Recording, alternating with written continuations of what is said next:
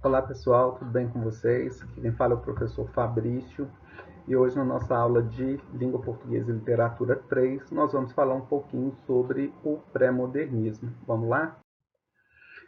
Antes de nós começarmos a nossa aula, eu queria pedir a vocês que observassem um pouco aqui essas duas linhas do tempo em paralelo, né? Que trazem algumas escolas literárias da literatura portuguesa, que influenciaram a literatura portuguesa e também a literatura brasileira. Abaixo aqui dos nomes das escolas literárias, deixa eu usar esse dispositivo, olha só, por exemplo, aqui no quinhentismo, a partir de 1527, nós vamos ter aqui algumas informações bem breves sobre cada uma delas, né? Por exemplo, no quinhentismo, literatura de informação e literatura catequética. No barroco, nós vamos ter aqui uma prevalência do cultismo, conceptismo e oposições e assim por diante, né? No ano passado, vocês trabalharam um pouco com o simbolismo, né, que enfatizava muito a questão da subjetividade, do cosmos, da introspecção. E nós vamos falar hoje na nossa aula de um período que está aqui entre essas duas escolas literárias, o simbolismo e o modernismo. É o que nós vamos chamar de pré-modernismo. Ele não aparece aqui como uma escola, como um pontinho desse, porque muitos autores não consideram como uma escola literária, mas como um período de transição entre o simbolismo e o modernismo.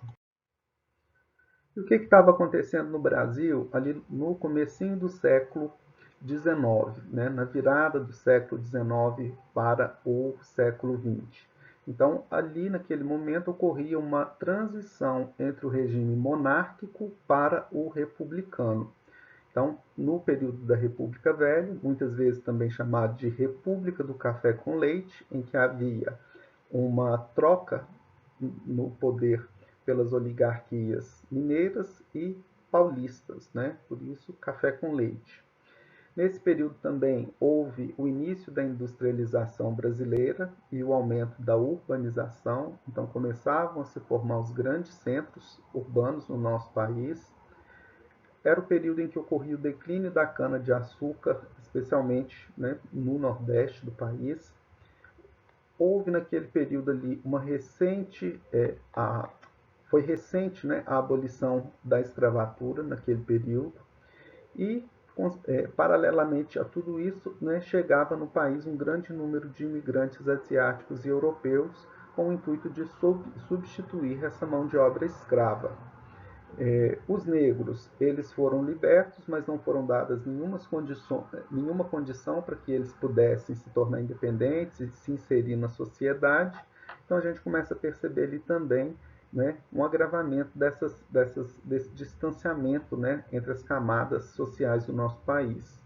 E foi um período de intensas revoltas, né? Então aqui nós podemos citar algumas, como a revolta da vacina, olha só, em que as pessoas não queriam tomar vacinas produzidas a partir de substâncias que para elas pareciam muito nojentas, né? Tivemos também a revolta da Chibata, a revolta da Armada e também a revolta de Canudos, lá no interior da Bahia, com o Antônio Conselheiro.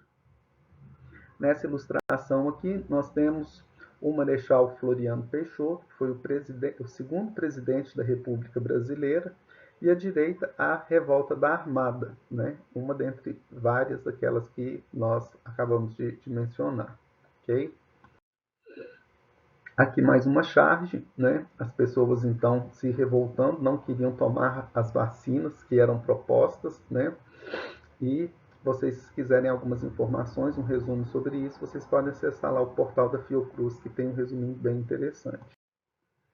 Quais foram, então, as principais características do pré-modernismo? O pré-modernismo ele veio para romper, né, com o academicismo. Então, aquela estrutura muito certinha, muito posta, eles já não queriam mais. Ele vem também para romper com o passado e a linguagem parnasiana, aquela história da arte pela arte, então, para os pré-modernistas, já não estava dando conta do recado. O uso da linguagem era um uso coloquial, um estilo mais simples. Todavia, quando a gente lê as obras do período pré-moderno hoje, a gente não vê nada de simples. São obras que tem um rebuscamento, uma sofisticação, mas que para aquele período, né, eram consideradas como uma linguagem mais simples. No período pré-modernista, nós temos também a exposição da realidade social brasileira.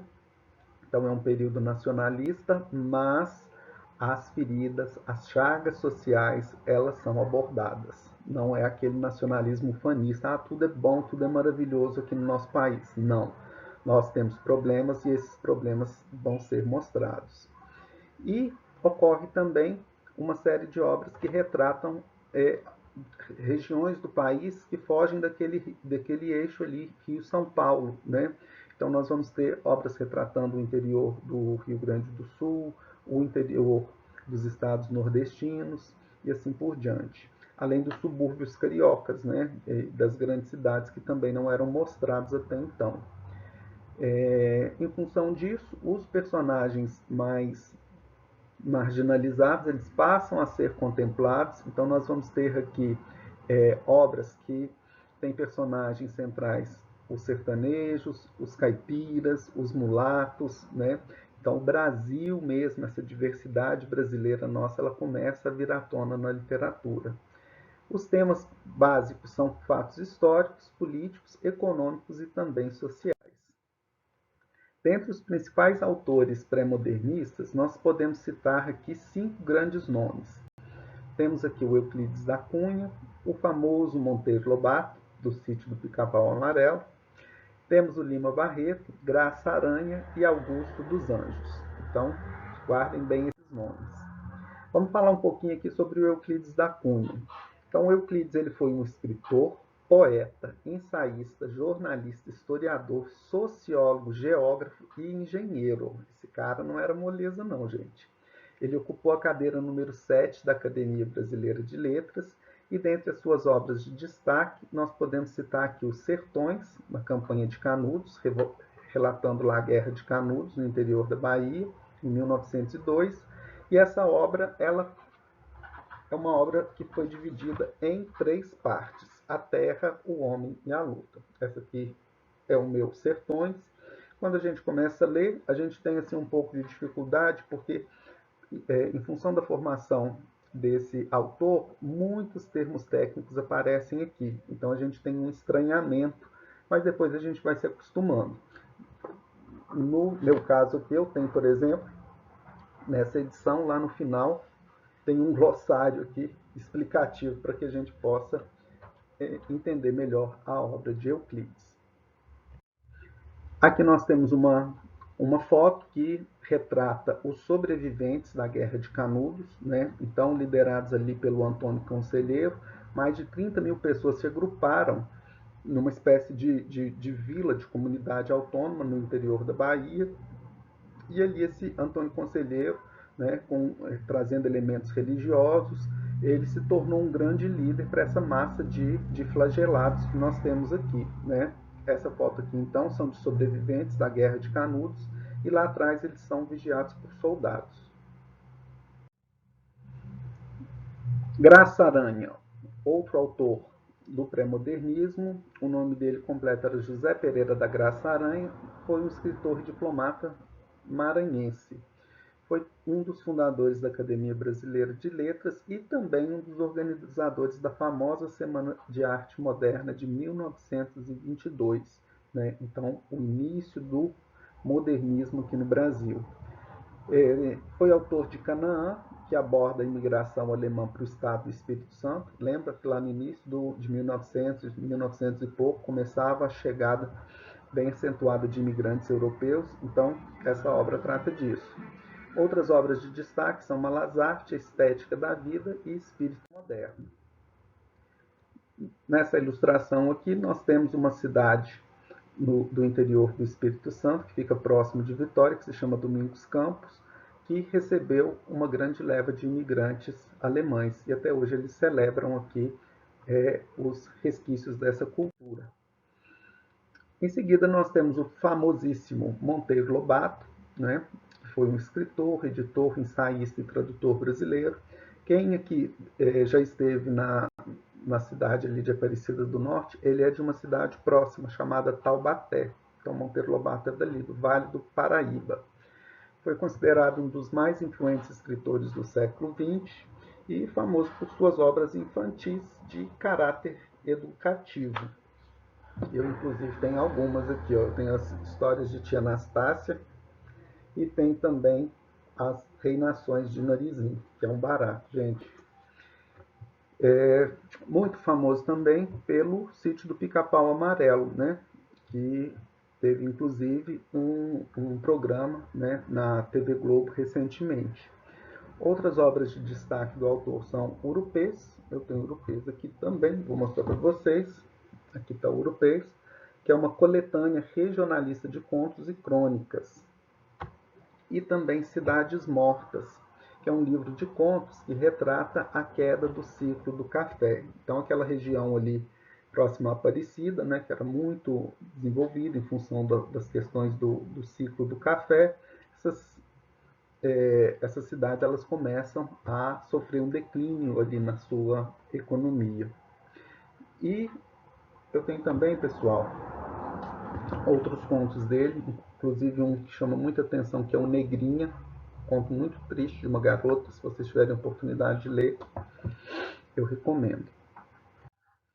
Aqui a gente tem uma ilustração, né, do próprio Monteiro Lobato e de alguns dos seus personagens do Sítio do Pica-Pau Amarelo, né, que foi adaptado para a TV.